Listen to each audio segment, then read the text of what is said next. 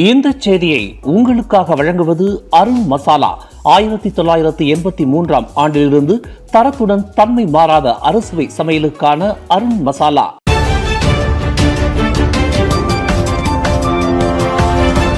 வணக்கம். திசைகளின் ஒரு மணி செய்திகள். திவால் நடவடிக்கைகளை நிறுத்தக் கோரி நஜீப் மற்றும் அவரது மகன் தாக்கல் செய்த மனுவை உயர் நீதிமன்றம் நிராகரித்தது. தங்களுக்கு எதிரான திவால் நடவடிக்கைகளை நிறுத்தக் கோரி முன்னாள் பிரதமர் டத்தோசரி நஜீப் ரசாக்கும் அவரது மகன் டத்தோ முகமது நசீஃபுடினும் தாக்கல் செய்த மேல்முறையீட்டு மனுவை கோலாலம்பூர் உயர் நீதிமன்றம் இன்று தள்ளுபடி செய்தது. இந்த நடவடிக்கையை நிறுத்தம் செய்வதற்கான எந்தவொரு நியாயமான காரணமும் இல்லை என்று கூறி நீதித்துறை ஆணையர் சுஹேந்திரன் சொக்கநாதன் என்ற ஷெஹரன் அப்துல்லா அம்மனுவை தள்ளுபடி செய்தார். அதேவேளையில் வழக்கு செலவுகளுக்காக அவர்கள் இருவரும் தலா 7,000 ரிங்கேட் செலுத்த வேண்டும் என்றும் அவர் உத்தரவிட்டார். நஜீப்பும் அவரது மகனும் தங்களது வரி நிலுவைத் தொகையான 1.69 பில்லியன் ரிங்கேட் மற்றும் 37.6 மில்லியன் ரிங்கேட்டை செலுத்த தவறியதை அடுத்து உள்நாட்டு வருவாய் வாரியமான IRB-ஆல் இந்த நடவடிக்கை தொடங்கப்பட்டன. இந்த வரி மதிப்பீடுகள் தவறானவை என்றும் அதன் தொடர்புடைய வழக்குகள் மற்ற நீதிமன்றங்களில் விசாரணையில் இருக்கும் நிலையில் இந்த நடவடிக்கையை முன்னெடுக்கக்கூடாது என்று நஜீப் தரப்பில் வலியுறுத்தப்பட்டது குறிப்பிடத்தக்கது. சபா மாநிலத்தில் இணைய தொடர்பை மேம்படுத்துவதற்காக தொடர்புத்துறையான MCMCக்கு அரசாங்கம் 2 மில்லியன் ரிங்கேட் ஒதுக்கியிருப்பதாக பிரதமர் டத்தோஸ்ரீ அன்வார் இப்ராஹிம் தெரிவித்துள்ளார். மாநிலம் முழுவதும் உள்ள கல்லூரிகள், அரசு மற்றும் தனியார் பல்கலைக்கழகங்கள் மற்றும் அரசு அலுவலகங்களில் இணைய தொடர்பை அதிகரிக்கும் நோக்கில் இந்த நிதியானது ஒதுக்கப்பட்டுள்ளதாக அன்வார் குறிப்பிட்டுள்ளார். என்றாலும் இத்திட்டமானது நிறைவடைய சில காலம் ஆகும் என்று கூறியுள்ள அன்வார், இணைய தொடர்பை அதிகரிப்பதன் மூலம் சபா மக்களிடையே கல்வியும் அரசாங்க அலுவலகங்களில் நிர்வாக திறனும் மேம்படுத்தப்படும் என்றும் தெரிவித்தார். கடந்த செப்டம்பர் மாத நிலவரப்படி சபாவில் டிஜிட்டல் நேஷனல் பெர்ஹாட் என்ற நிறுவனத்தின் முயற்சியில் மக்கள் தொகை அதிகம் உள்ள இடங்களில் 5G இணைய சேவையானது 69 விழுக்காட்டை எட்டியுள்ளது. அடுத்த கட்டமாக அதனை 80% உயர்த்துவதற்கான முயற்சிகள் மேற்கொள்ளப்பட்டு வருகின்றன. மலேசியாவில் செயற்கை நுண்ணறிவுடன் கூடிய புதிய அவசர பதிலளிப்பு சேவையை டெலிகாம் மலேசியா பெர்ஹாட்டுடன் இணைந்து தொடர்புத்துறை அமைச்சு நேற்று அமல்படுத்தியது. ஏற்கனவே பயன்பாட்டில் இருந்த MERS 999 அவசர பதிலளிப்பு சேவைக்கு பதிலாக தற்போது MERS 999 என்ற அடுத்த தலைமுறை அவசர பதிலளிப்பு சேவை அறிமுகப்படுத்தப்பட்டுள்ளது. இந்த புதிய சேவையானது அவசர அழைப்புகளுக்கு வேகமாகவும் துல்லியமாகவும் பதிலளிக்கக்கூடியது என்று டெலிகாம் மலேசியா தெரிவித்துள்ளது. பொதுமக்கள் வழக்கம் போல் 999 என்ற அவசர அழைப்பு எண்ணில் தொடர்பு கொள்ளலாம் என்றாலும் கூட சேஃப் ME 999 என்ற செயலியை பதிவிறக்கம் செய்து பயன்படுத்தும் போது காணொலி அழைப்புகள் உள்ளிட்ட கூடுதலான வசதிகளை பெறுவார்கள். குறிப்பாக மாற்றுத்திறனாளிகள் காணொலி வாயிலாகவோ குறுஞ்செய்தி மூலமாகவோ அவசர பதிலளிப்பு சேவை அதிகாரிகளை தொடர்பு கொள்ள முடியும் என்றும் டெலிகாம் மலேசியா தெரிவித்துள்ளது.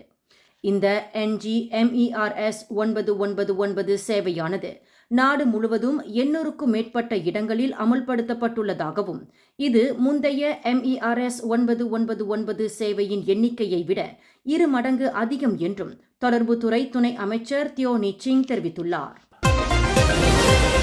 பினாங்கு லோரோங் புக்கிட் ஜுருவில் உள்ள தாய்லாந்து உணவகம் ஒன்றில் நேற்று இரவு உணவில் சுவை குறைவாக இருந்ததற்காக எழுந்த தகராறில் மியான்மர் நாட்டை சேர்ந்த பெண் சமையல்காரர் கத்தியால் குத்தி கொலை செய்யப்பட்டார். மதுபோதையில் இருந்ததாக நம்பப்படும் வாடிக்கையாளர் ஒருவர் அந்த பெண் சமையல்காரர் மற்றும் அவரது கணவருடன் வாக்குவாதத்தில் ஈடுபட்டுள்ளார். இந்நிலையில் வாக்குவாதம் முற்றிய நிலையில் சந்தேக நபர் தனது சகோதரரை அழைத்து வந்து கணவன் மனைவி இருவரையும் கத்தியால் குத்தியுள்ளார். இதில் படுகாயமடைந்த பெண் சமையல்காரர் உயிரிழந்த நிலையில் அவரது கணவர் மருத்துவமனையில் சிகிச்சை பெற்று வருவதாக பினாங்கு போலீஸ் தலைவர் அசீசி இஸ்மாயில் தெரிவித்துள்ளார். கம்போடியாவில் மனித கடத்தல் கும்பலால் சித்திரவதைக்குள்ளாக்கப்பட்ட 24 வயதான மலேசியர் ஒருவரை மலேசிய பன்னாட்டு மனிதநேய அமைப்பான MHO பத்திரமாக மீட்டுள்ளது. நேற்று கம்போடியாவில் இருந்து விமானத்தின் மூலம் அவர் கோலாலம்பூர் அனைத்துலக விமான நிலையத்தை வந்தடைந்தார். சூதாட்ட மையம் ஒன்றில் மாதம் 4132 ரிங்கெட் வருமானத்துடன் கூடிய வேலை என்று ஏஜென்ட் ஒருவர் சொன்ன வாக்குறுதியை நம்பி சென்ற அவர் அங்கு மோசடி வேலைகளை செய்ய வற்புறுத்தப்பட்டுள்ளார். ராவ் என்ற முன்னாள் லாரி ஓட்டுநரான அவர் மோசடி வேலைகளை செய்ய மறுப்பு தெரிவித்ததை அடுத்து அக்கும்பல் அவரை மிகுந்த சித்திரவதைகளுக்கு உள்ளாக்கியுள்ளது.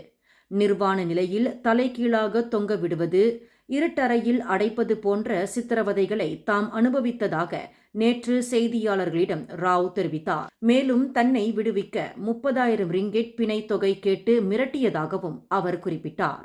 இதனிடையே மனித கடத்தல் கும்பலிடம் சிக்கியுள்ள மேலும் 4 மலேசியர்களை மீட்கும் முயற்சியில் MHO ஈடுபட்டுள்ளது.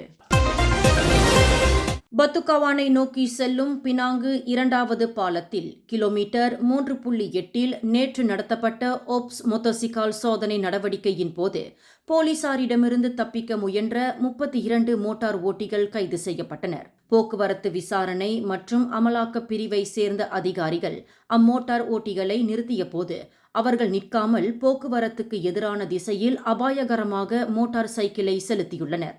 இந்நிலையில் நேற்று இரவு அவர்கள் அனைவரும் கைது செய்யப்பட்டதாக சபராங்பராய் தென் மாவட்ட போலீஸ் தலைவர் ஜே ஜன்வரி சியோவோ தெரிவித்துள்ளார்.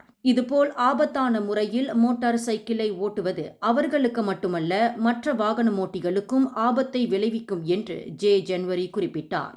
ஓப்ஸ் மோட்டோசிக்கால் சோதனை நடவடிக்கையின் போது மொத்தம் 110 மோட்டார் சைக்கிள் ஓட்டிகள் சோதனையிடப்பட்டனர் என்றும் அவர்களில் 74 பேருக்கு அபராதம் விதிக்கப்பட்டது என்றும் அவர் தெரிவித்தார்.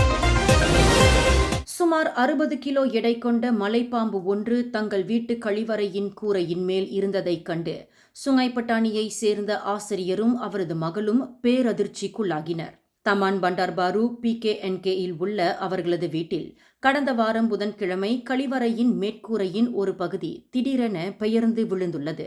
அப்போது வீட்டில் இருந்த அந்த ஆசிரியரின் 15 வயது மகள் கூரையின் மேல் பத்தே போன்ற ஒரு துணி இருப்பதாக புகைப்படம் எடுத்து தனது தாயாருக்கு அனுப்பியுள்ளார்.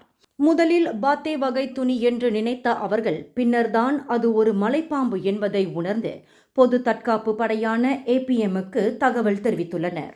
சம்பவ இடத்திற்கு விரைந்து வந்த அவர்கள் சுமார் 60 கிலோ எடை கொண்ட ராட்சச மலைப்பாம்பு ஒன்றை பிடித்துள்ளனர். இத்தனை பெரிய மலைப்பாம்பை இதுவரை கண்டிராத ஆசிரியரும் அவரது மகளும் பீதியடைந்துள்ளனர். இந்த செய்தியை உங்களுக்காக வழங்கியது அருண் மசாலா. 1983 ஆண்டிலிருந்து தரத்துடன் தன்மை மாறாத அறுசுவை சமையலுக்கு அருண் மசாலா. மேலும் செய்திகளை தெரிந்து கொள்ள கீழே இருக்கும் பெல் பட்டனை அழுத்துங்கள். உங்கள் மகிழ்ச்சியை வெளிப்படுத்த லைக் மற்றும் ஷேர் செய்யுங்கள். தொடர்ந்து திசைகளோடு இணைந்திருக்க சப்ஸ்கிரைப் செய்யுங்கள்.